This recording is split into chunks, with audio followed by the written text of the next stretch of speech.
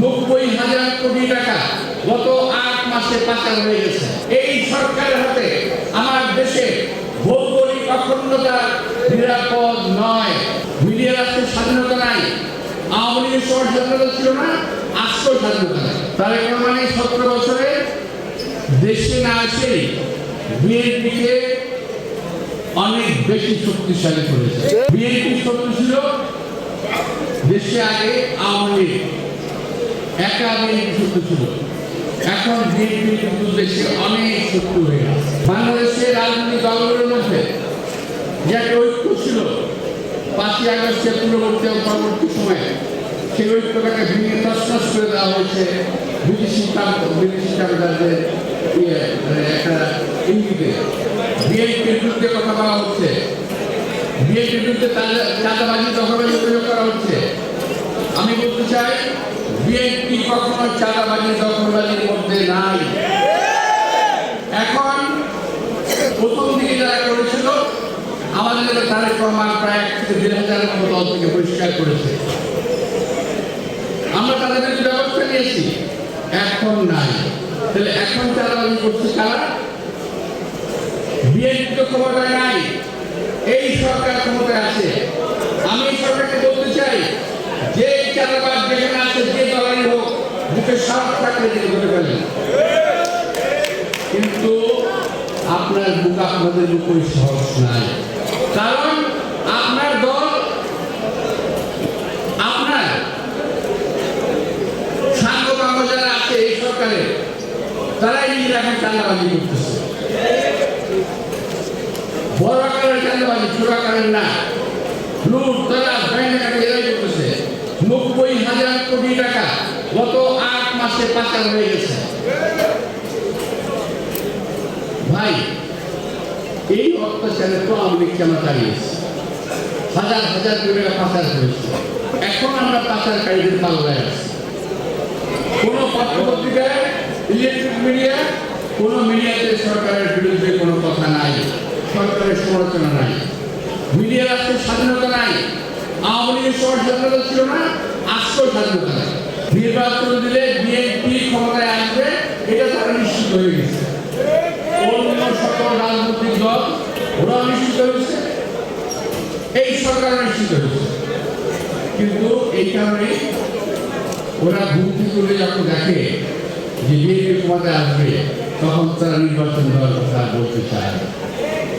নির্বাচনের কথা বললেই গায়ে যা করা শুরু হয়ে যায়। মনে হয় নির্বাচনের শব্দটা একটা অবৈধ শব্দ, নির্বাচন শব্দটা উচ্চারণ করা যাবে না, নির্বাচনের কথা বলে একটা পাপ। আমরা গত 17 বছর আন্দোলন করেছি রাজপথে, কি জন্য ভাই?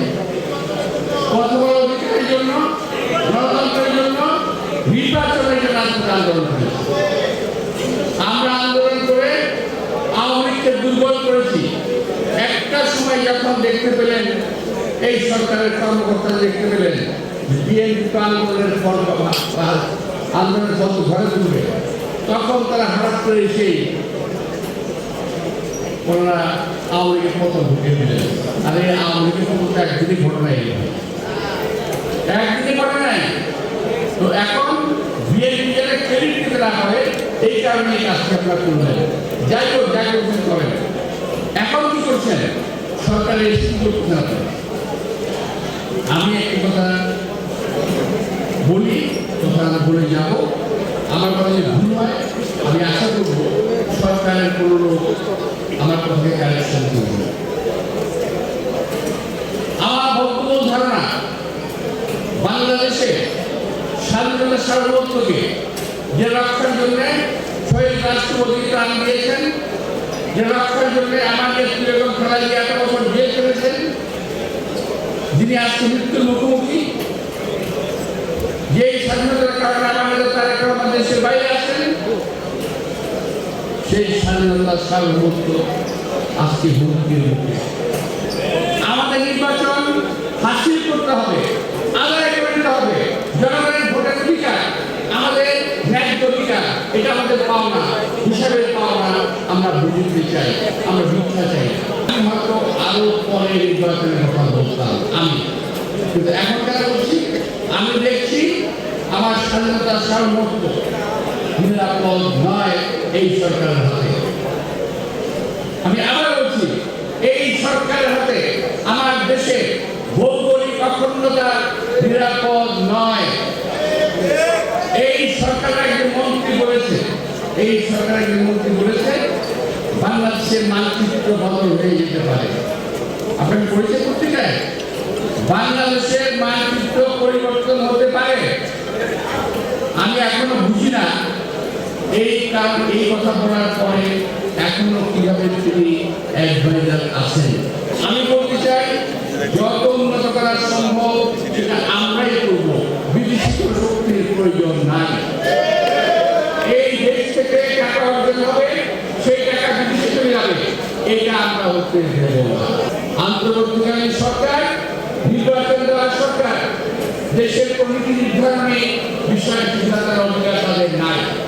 এই করিডোর দ্বারা সাবধান হন, দেশের মানুষের মতামতের দিকে খেয়াল রাখেন। নির্বাচিত সরকার ছাড়া এই সিদ্ধান্ত দেওয়ার মালিক আপনারা নন।